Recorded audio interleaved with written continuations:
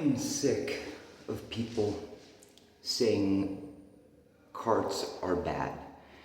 It's not the cartridge that makes a device bad per se. It's the oil inside said cartridge, and if said cartridge is made correctly.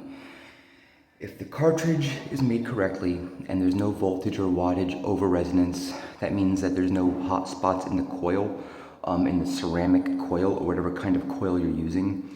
If there's no hot spots in that coil, it's not going to burn your oil, thus you're going to have a nice, tasty, delicious draw. But if you use shitty oil, or you use oil that runs really heavy, like Delta 8 or something like that, then you might have some problems. Now, cartridges in states where it's not recreational, states like Pennsylvania, states like Kentucky, states like Florida, you're going to have a lot of Delta 8 carts that are claiming to be Delta 9, but aren't, and they don't taste the same. They're not quite good. Some are good tasting, but they're not good for you.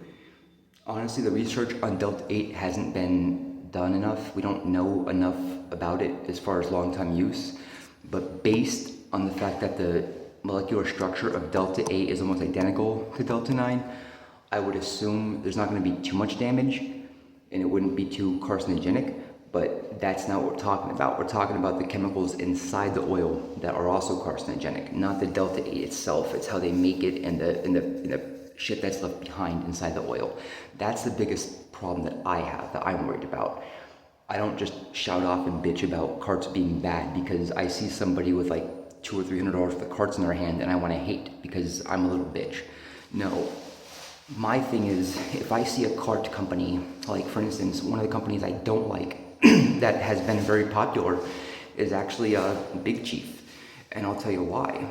Big Chief uses, like most, a Chinese manufacturer for the cartridges, for their coils. The oil is pressed and made in America and blended here, but the carts are made in China. And the cartridges that Big Chief gets are often flawed. I'd say 1 out of 10 to 1 out of 20 are flood. The ceramics, there's voltage resonance, it gets too hot, all that shit. Another brand that I actually like, like a lot, but has problems sometimes, is blinker bars.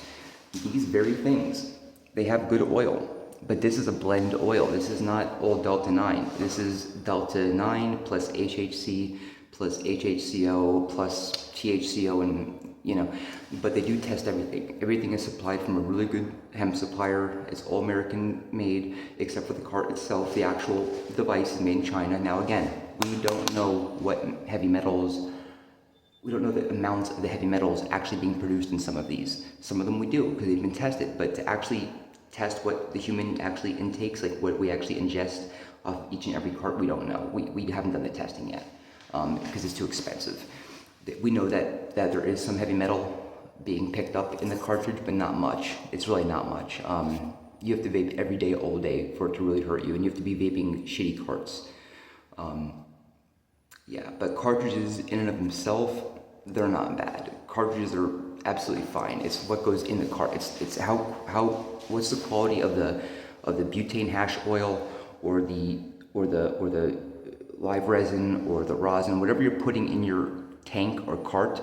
See, that's another thing. A cartridge is a general term. This is not a cartridge. This is a disposable, all right?